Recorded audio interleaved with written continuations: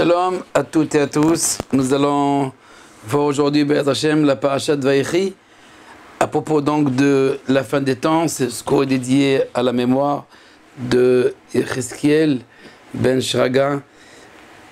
Et nous allons voir Be'ez Hashem dans ce verset où Jacob rassemble ses enfants et pour leur révéler au fait la fin des jours, ou la fin donc du temps, ou la fin des temps. Je lis le verset que nous allons essayer de commenter. Vaikra Yaakov el Banav, et Yaakov fit venir ses enfants. Vayomer, il leur dit, Asfu ve'gidalachem et asher ikra etrem be'harit hayamim. Rassemblez-vous, je vais vous révéler ce qui vous arrivera dans la fin des jours. Pressez-vous donc pour écouter, enfants de Jacob, pour écouter Israël, votre père. Alors, dans ce verset donc, que nous allons lire ce Shabbat, Vagidalachem, je vous raconterai ou je vous dirai ce qui va se passer donc à la fin des jours. Pour les différents commentateurs, on va dire, on peut le partager selon deux opinions. Une opinion qui dit qu'au fait, la Shrina, la présence divine, c'est qui permet donc d'avoir le roi HaKodesh, l'Esprit Saint, donc ce qu'on appelle la prophétie. L'esprit prophétique l'a quitté au moment où il voulait donc révéler la révélation donc de la fin des temps. Et pour d'autres, non, elle n'a pas tout à fait quitté, elle a quitté juste pour un instant, mais après elle a été rétablie et elle revient pour le guider donc, dans sa parole et transmettre au fait le message de la fin des temps.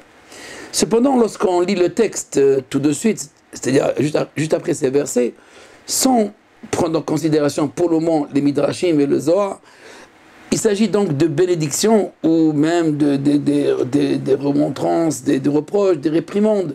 Il réprimande donc ses enfants, à part Yosef, bien entendu, et d'autres, mais en général, donc, ce sont des bénédictions. On peut dire qu'il bénit ses enfants, mais il n'y a pas là de message de la fin des temps.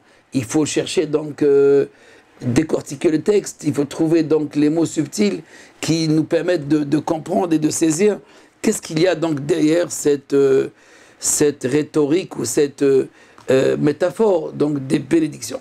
C'est l'avis de Nachmanide. Pour Nachmanide, même si ce sont des bénédictions apparemment, mais en fait ils enferment tout le secret donc de la fin des jours, ce qui arrivera non pas seulement dans l'histoire d'Israël, mais aussi dans l'histoire de toutes les nations. Ceci dit que cette histoire des nations et Israël donc avec les nations, tantôt dans l'exil, tantôt dans la rédemption, mais il s'agit donc de la fin des temps pour tout le monde. Je vais lire un Midrash, d'abord on commence par un Midrash Rabbah, ensuite on verra le Zohar qui lui a une autre idée de ce qu'on appelle la fin des temps. Pour beaucoup, ils attendent donc l'Apocalypse, donc la fin des temps, l'Apocalypse, la guerre de Gog ou Magog. C'est vrai, les prophéties en parlent de la guerre de Gog ou Magog, la guerre à Jérusalem, qui rassemblera les nations, etc. C'est d'actualité, Jérusalem, etc. Mais il faut savoir que dans la Kabbalah, que la fin des jours, la fin des temps a une autre consonance, elle a une autre dimension que nous allons essayer de comprendre par le Zohar et le Code Overo et un petit peu aussi sur le Ramchal, sur le temps qui nous est alloué. Alors, je lis le Midrash d'abord à propos donc, de cette fin des jours. Amar Rabbi Yehuda, Atam lamet sheba legalot lamet haketz v'nitkasa mimenu. Ma shelo abo shel melech shenifne min ha'olam ve'hu bana so'evin et mitato amar lahem bo'u. Vagedlachem mistorin shel melech talaina ve'ebid v'melech amar lahem ebu zeirin bikvodo shel melech kach Yaakov avinu talaina ve'ra et hashchina omedet al gabav amar lahem ebu zeirin bikvodo shel Akadosh Baruch Hu ve'Rabbanan amre estalka mimenu shchina. Pour Rabbi Yehuda, le père, donc Jacob, rassemble donc ses enfants pour leur dire justement la fin. Sa fin, lui, c'est au fait, c'est la fin des jours. C'est vrai que la mort, en quittant donc ce monde, il va dire à ses enfants, qu'est-ce qui va se passer? Justement, pour vous aussi, et vos descendants. Qu'est-ce qui se passera donc à la fin? Donc il coïncide cette révélation donc de la fin avec sa propre fin à lui. Même que sa fin à lui, il s'agit donc de ce monde, de quitter ce monde pour un autre monde. Là aussi, pour ses enfants, il veut leur parler donc de cette fin, de cette dernière étape. Il faut dire que la Shrina aussi, la présence divine, dans la Kabbalah est considérée comme la Malchut, comme le dernier degré de l'émanation divine. Ça, il y aurait donc 10 degrés, 10 séphirotes, et le dernier degré, la dernière sphira, correspond donc à cette dimension qu'on appelle la Malchut, la royauté, qui est elle-même donc la présence divine dans ce monde. Mais il y a bien entendu plusieurs aspects de la présence divine. En tout cas, pour rester dans le Midrash, il leur dit: rassemblez-vous, et cela ressemble, on nous donne donc une métaphore, un roi qui rassemble donc ses enfants. Il leur dit: soyez craintifs, soyez attentifs, soyez prudents par rapport à la gloire de Dieu, à la gloire donc donc craignez Dieu. Et à ce moment-là, pour les maîtres, il les rassemble. Quand on dit au fait de Aharit Hayamim, au fait, il veut leur montrer qu'il s'agit de la rencontre avec la Shrina. Parce que pour le Zohar aussi, la Shrina n'a pas quitté Yaakov. La Shrina, la présence divine, elle correspond elle-même à Aharit. Quand on dit Aharit Hayamim, c'est-à-dire la fin des jours, Aharit veut dire tout simplement la Shrina. Aharit qui signifie donc la fin ou la finalité, c'est la présence. Mais en fait, la présence, ce n'est pas la fin, elle est là aussi, elle est omniprésente, elle est omnisciente, elle est partout en même temps. Donc à tous les moments, elle se trouve la présence divine. Ata mechayet kulam, c'est toi qui donnes la vie, la subsistance à tous. Par la Shrina, donc par cette émanation du divin, qu'on appelle donc la Shrina, alors il y a un rapport, une relation entre Dieu et ses créatures. Bien entendu, il y a les lois donc de la création, mais même les lois de la création font partie de l'extériorité de la Shrina. Il y aurait donc la Shrina au niveau de l'extériorité, et ses ramifications sont les lois et les principes, on va dire principes premiers donc de la nature, de la création, mais l'intériorité de la Shrina, c'est l'âme du monde. Et là, Yaakov veut réunir ses enfants pour leur faire, non pas leur raconter, comme on le pense, raconter, Vagida, littéralement veut dire, je vous raconterai, je vous révélerai, donc la fin des jours, mais je vous ferai rencontrer.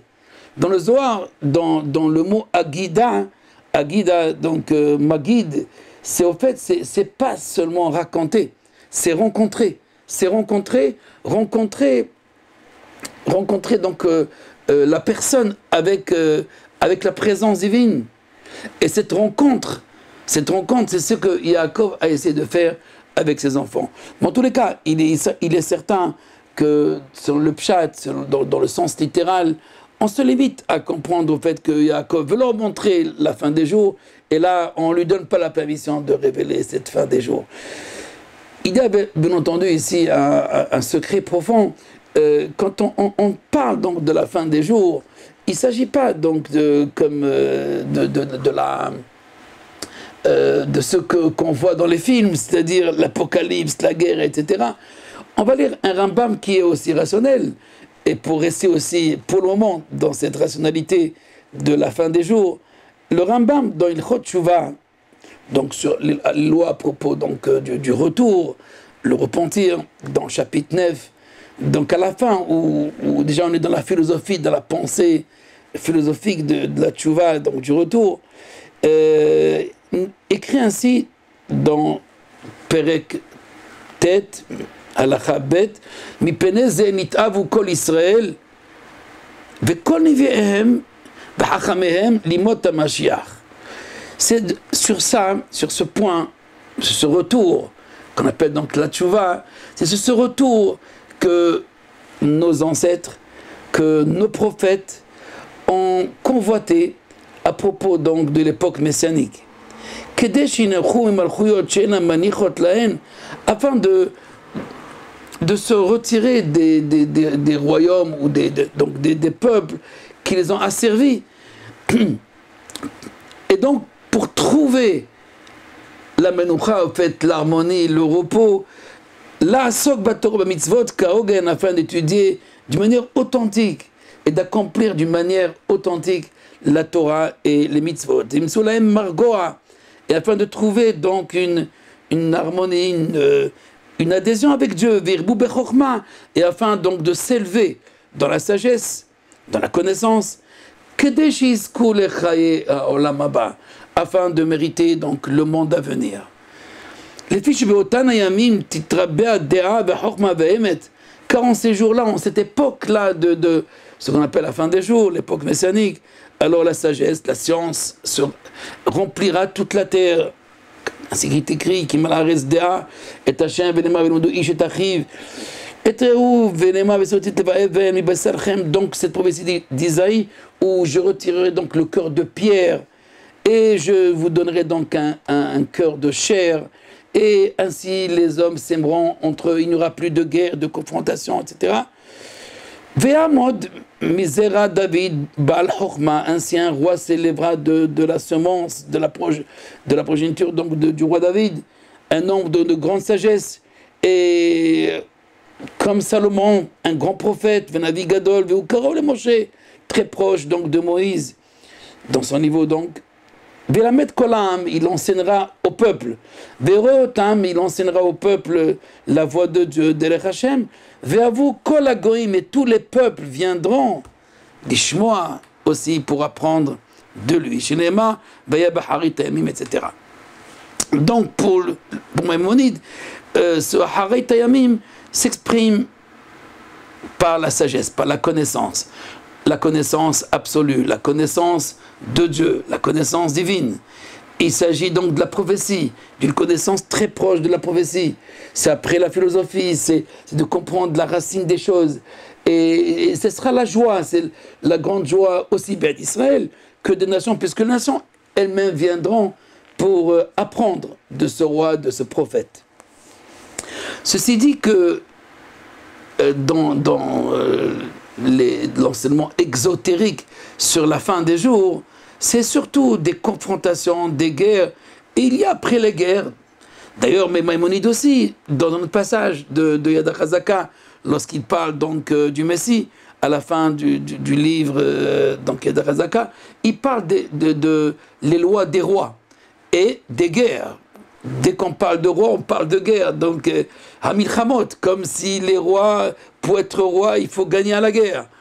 Mais, bien entendu, pour Maïmonide lui-même, la véritable époque où qu'on attend, qu'on appréhende, ou plutôt qu'on aspire, il s'agit donc d'une époque de sagesse, d'une époque où les peuples Israël étudient la même Torah, étudient la même connaissance. D'ailleurs, à propos de Shema Israël, au moment où Yaakov a vu que la présence divine l'a quitté, selon le Midrash, alors parce qu'il doutait de ses enfants. Et quand il y a un doute, quand il n'y a pas une harmonie entre le groupe, alors dans ce cas-là, il n'y a pas la présence divine, il n'y a pas la joie. Donc il n'y a pas de joie, il n'y a pas donc de prophétie.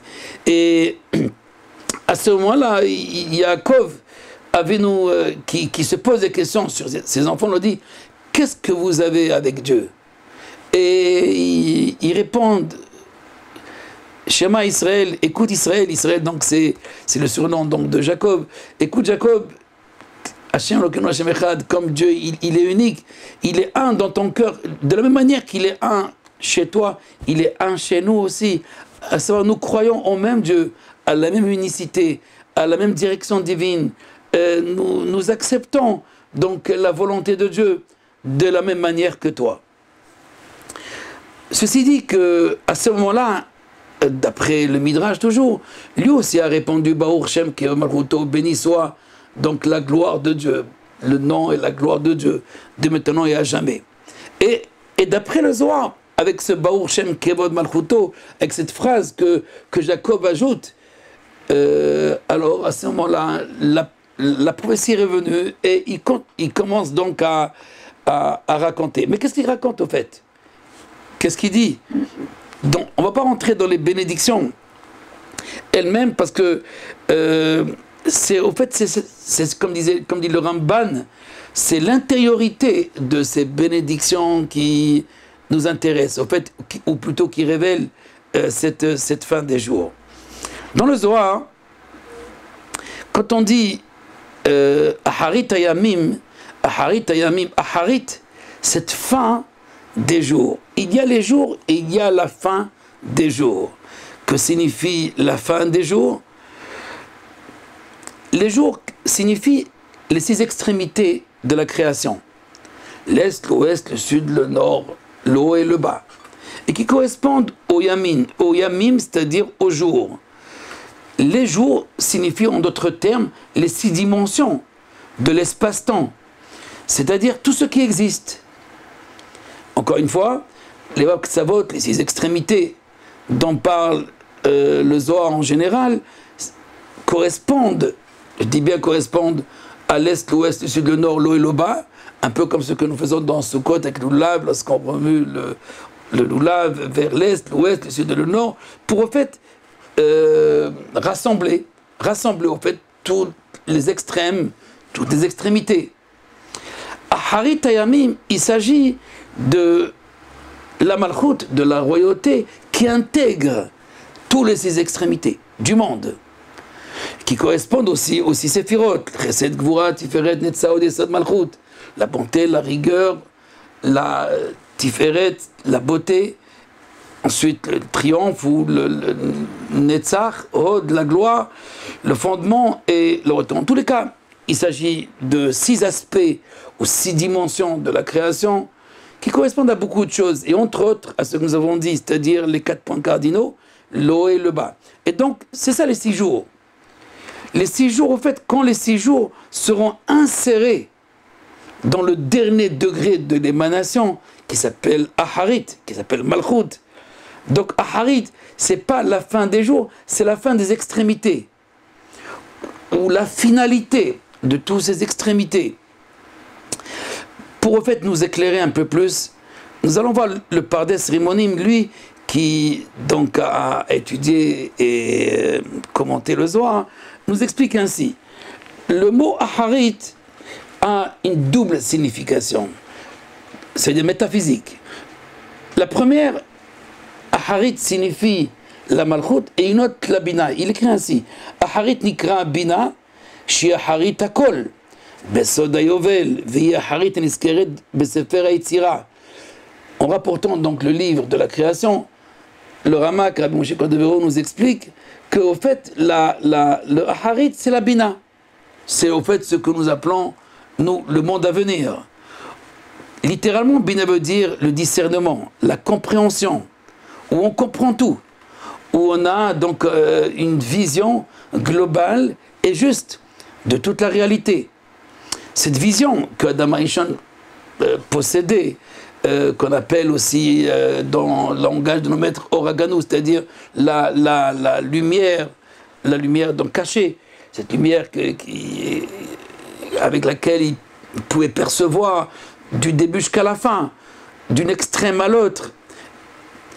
Alors la Bina, elle correspond aussi au jubilé, à la 50e année où tous les esclaves sortent en liberté. La Bina aussi correspond donc à ce Hérout, c'est-à-dire à la liberté, la véritable liberté. En Hérout, en Ben Horin, et la Torah.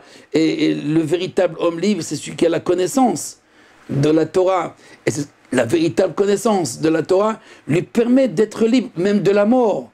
Donc il n'est soumis à aucun élément. La mort n'est pas une fin. C'est pas la fin. Et donc il est libre, Hérout Mimalach Hamavet, il est libre de l'ange de la mort. Le Ramak continue, alors il y aurait 2 fins. Il y a une fin, la fin de tout. La fin de tout, donc c'est la vision exceptionnelle du monde, de la réalité, et qui nous permet de vivre cette union, cette adhésion avec Dieu, cette proximité avec la présence divine. Et il y a une autre fin, et cette fin-là, et qu'on appelle non pas la 50e année, mais la 7e année. Je rappelle que la 50e année, c'est 7 fois 7, 49 ans, c'est le jubilé. Et la 50e année, c'est le jubilé qui correspond donc aussi au Shahar Hanoun, à la 50e porte, qui veut dire le 50e jour aussi après la sortie d'Égypte, c'est la révélation sinaïtique, etc. Mais il y a un autre niveau de la fin qui est le 7e jour, le Shabbat par exemple. Le Shabbat, c'est la fin de quelque chose, la fin de 6 jours du travail, et le 7e jour, donc le repos. Et ce 7, Aharit Hayamim, הוא המלכות בהיותה בכללות עם כל חייליה ערים וטובים. וכמפורש בזוהר בתיקונים. Le Ramak nous explique qu'en vérité, lorsque nous parlons de la fin, il y a une fin qui s'appelle donc la fin des jours. Et la fin des jours veut dire exactement quoi? Il s'agit des extrémités maintenant qui sont donc les anges d'abord, ce sont les intelligences, qui sont les lois de la création, qui sont les âmes aussi. Donc toute cette réalité qui forme les jours veut dire donc les 6 séphirotes, les principes, ces principes du monde, ces principes premiers du monde. Lorsque la Malchut intégrera donc toutes ces ramifications, lorsque la présence divine rassemblera toutes ces ramifications, alors on atteint le niveau Shuaharit, le Chochma Ila'a, Magid Mereshit. Alors on atteint la sagesse suprême, la connaissance suprême. Et c'est là le sens du verset dans Ésaïe 46, Magid Mereshit Aharit. Celui qui dit au début la fin, celui qui, Magid, qui raconte, qui révèle au début la fin. On peut comprendre par là aussi que Jacob veut révéler quelque chose de la fin, mais on est au début, on vient de commencer, il vient d'avoir 12 enfants, et bon, les 12 tribus, il y a 70 personnes, d'accord, mais déjà la fin. Au fait, c'est quoi la connaissance suprême? C'est quoi la chokhma? C'est de connaître au début déjà la fin, de connaître le but au fait, le but final. Donc il ne s'agit pas de la fin, mais de la finalité de toute cette sagesse, parce que si la chokhma, Nikret Reshit, si Reshit Chokhma, c'est le début, l'origine de tout, c'est la Chokhma, c'est la connaissance divine, c'est la sagesse divine, c'est la science divine. Alors la fin de tout, c'est la Malchut. La fin de tout, c'est la révélation de cette science, de cette connaissance. Donc que signifie donc la fin? La fin veut dire tout simplement la révélation. La révélation de cette connaissance divine. Mais cette révélation, c'est quoi? C'est l'ensemble de tous les existants. C'est l'ensemble où tout est intégré. Mais d'abord, tout commence avec ces 12 enfants de Jacob. Les 12 enfants de Jacob qui s'insèrent et qui sont un maintenant, qui sont asvou. Rassemblez-vous. Donc ce rassemblement n'est pas seulement pour faire la paix entre les frères. C'est beaucoup plus que cela. C'est ramener les ramifications de la réalité dans l'âme du monde qui s'appelle la Shrina. Donc ramener tout à l'essentiel, ramener le tout à l'âme. Donc il ne s'agit pas seulement, le schéma Israël, c'est pas seulement la déclaration de l'unité. Comme d'ailleurs il existe dans l'islam aussi l'idée donc de déclarer l'unité de Dieu.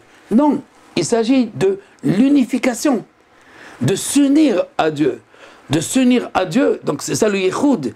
Le Yichud ne veut pas dire seulement l'unité, mais veut dire aussi, dans le sens qualitatif, l'unification. Donc unification qui veut dire unir son âme à la présence divine. Cette adhésion. D'ailleurs, les maîtres de la Kabbalah expliquent que lorsqu'on dit Shema Israël, à ce moment-là, en disant le mot Echad, il faut donc méditer sur le sacrifice de soi. C'est-à-dire, non pas mourir, mais au fait que notre existence n'a de sens que seulement en s'unissant avec l'essence divine. En d'autres termes, il n'y a pas seulement une déclaration du un, mais d'être dans le un, de vivre avec le un, dans la voie du un. Et c'est ce que dit Maïmonide, que lorsque le Messie vient, au fait, la chokhma du Messie, comme de Rabbi Shimon bar Yochai, comme celle du Zohar, ou des grands maîtres, des grands sages, au fait, c'est cette chokhma qui est la vie divine, la voie divine, l'adhésion avec Dieu, l'advékout, l'adhésion avec lui. Et c'est pour ça que, pour le Ramchal, lorsqu'il parle dans son livre des principes, Amara Ikarim, dans le chapitre sur la Géoula, parce que beaucoup de gens ont fait de la Géoula quelque chose d'essentiel. C'est vrai que nous attendons tous, mais pourquoi attendre? On peut déjà vivre la Géoula. Il y a ceux qui attendent, il y a ceux qui vivent la Géoula. La Géoula, la rédemption, la délivrance, c'est la connaissance, c'est la véritable connaissance, que tout est animé par le un. Mais pour cela, il faut adhérer, non pas seulement à l'idée, mais à la présence divine qui est dynamique, qui est avec toi, qui est autour de toi, et qui agit dans tout.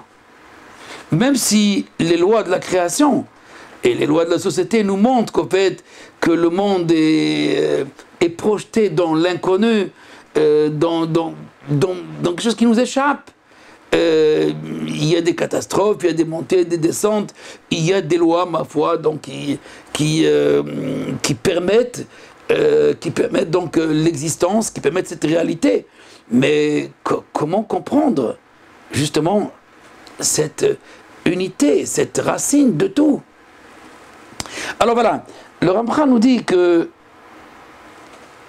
vers la fin donc, où du 6e millénaire, donc en comptant de Adam, le conscient, celui qui est conscient de Dieu, alors la sagesse divine a permis plutôt à limiter l'effort de l'humanité pour atteindre la perfection du monde.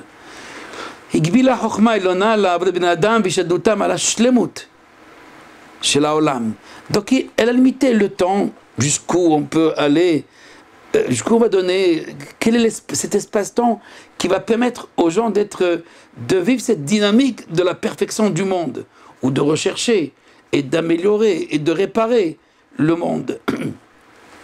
Alors, le Ramchal nous dit, il faut savoir que le but, je raccourcis, ce n'est pas ce qui va se passer maintenant, c'est-à-dire le Messie. Le Messie, lui, Dieu va l'envoyer au moment où il voit qu'on n'a pas avancé, qu'on n'a pas atteint la perfection, ni par le Zohar, ni par le Harizal, ni par le Ramchal, ni par le Talmud, ni avec rien du tout, on n'a pas atteint cette perfection. Alors il enverra un homme, un homme qui rassemble toute cette sagesse, mais aussi bien de la sagesse au niveau de la science, donc de l'exotérisme, aussi bien donc de cette sagesse de l'ordre de l'ésotérisme. Donc il connaît les choses et leurs relations. Et c'est ce Messie qui va amener donc d'abord la nation juive à Bematzava Shalem, dans son état le plus parfait. Mais pourquoi faire tout ça?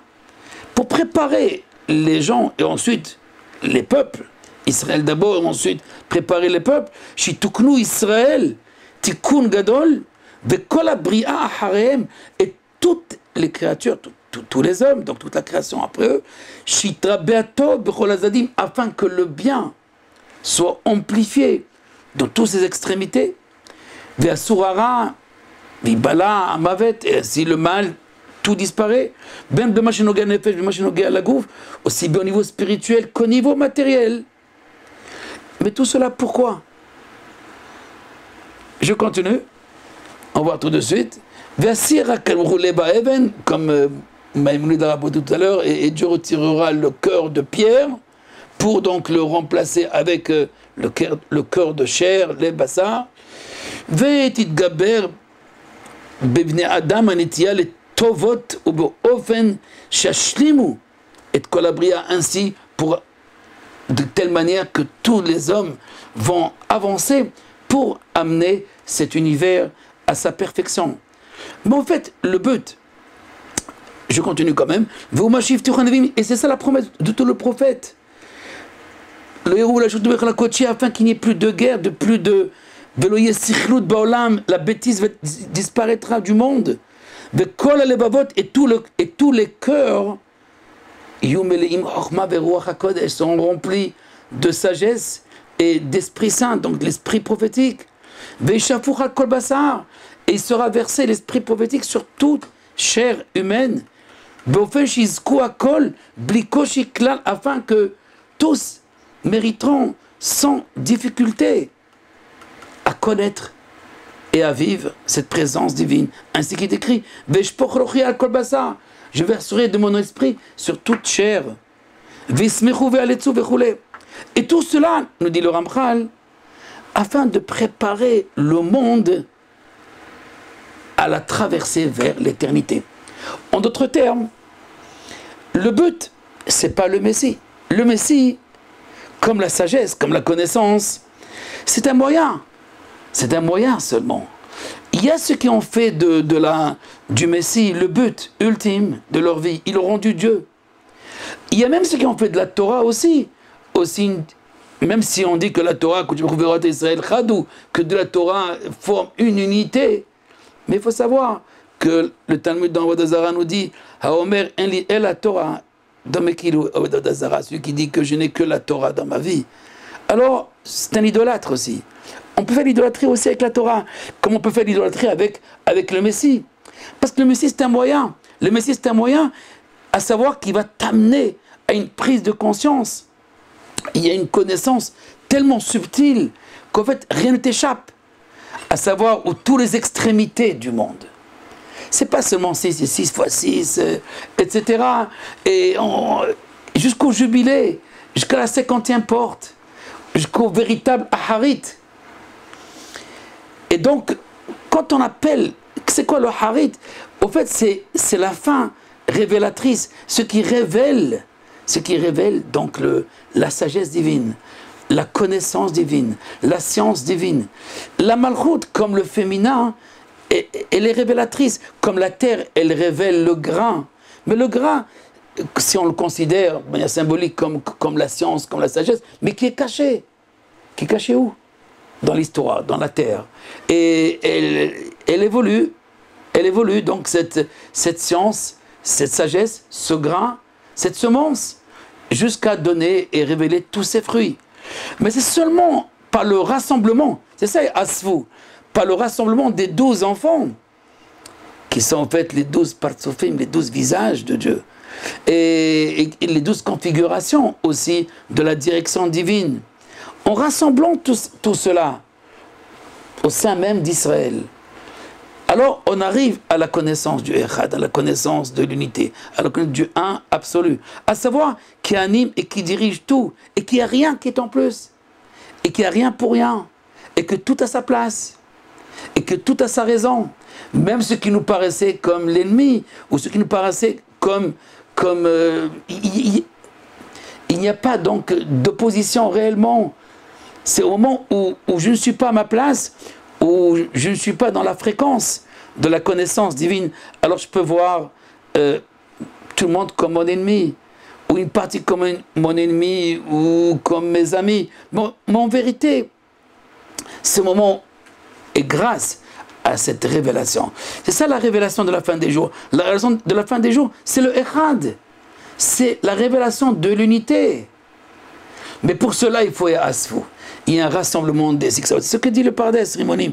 Le Ramak nous dit, ce Harit, c'est Hamalchut biyota nichlelet im kol hayaleha ve'anafeha. C'est au moment où cette Malchut, à savoir cette matrice du monde qui s'appelle la Malchut, lorsque tout se rassemblera, tout reviendra. Parce qu'en fait, on s'éloigne par la science exotérique. Alors on s'éloigne de la racine. On est dans les branches, on est dans la ramification. On ne cherche pas à revenir, à trouver la racine de tout cela. On est dans les causes superficielles. On est loin de la cause efficiente. C'est seulement en rassemblant toutes les forces, en rassemblant toutes les extrémités, ou vers ce centre que tout émerge. Et c'est ça donc la fin des jours. C'est quoi la fin des jours? La fin des jours, la fin des temps, c'est pas la guerre. La guerre, c'est possible qu'il y ait une guerre, mais c'est pas tellement important.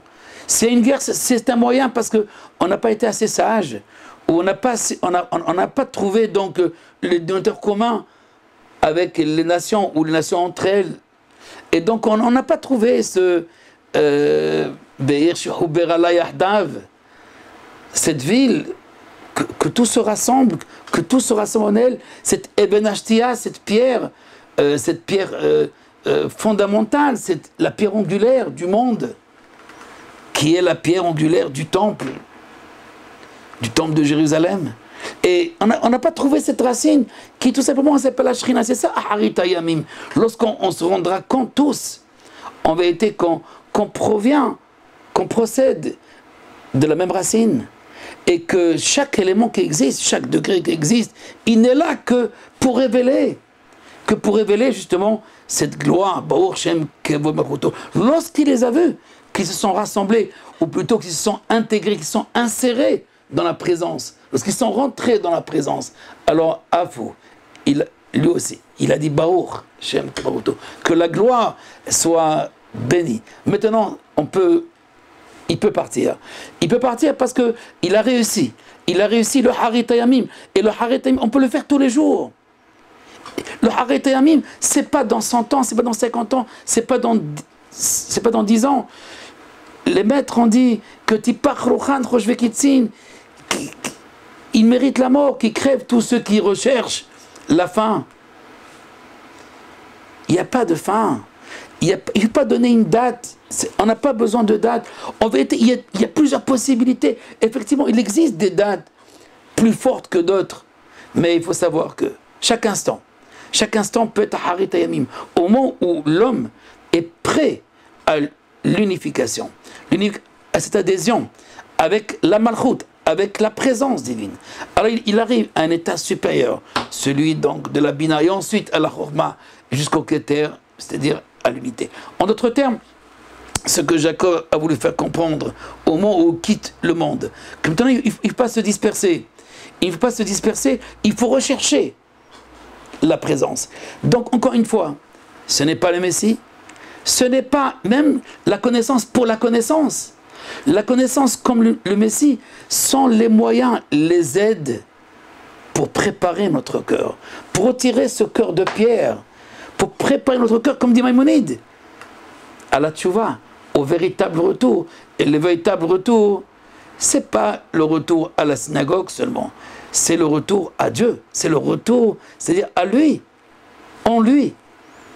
Voilà donc pour aujourd'hui, pour cette paracha qui clôture le Sefer Bereshit, le livre de la Genèse, qui a commencé avec la dualité, avec le bête dualité, mais voilà, on a terminé avec 70, les 70 enfants de Jacob, qui correspondent aux 70 nations.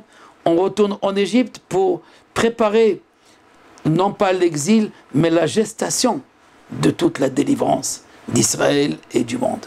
Voilà, bonne soirée à toutes et à tous, et à la prochaine.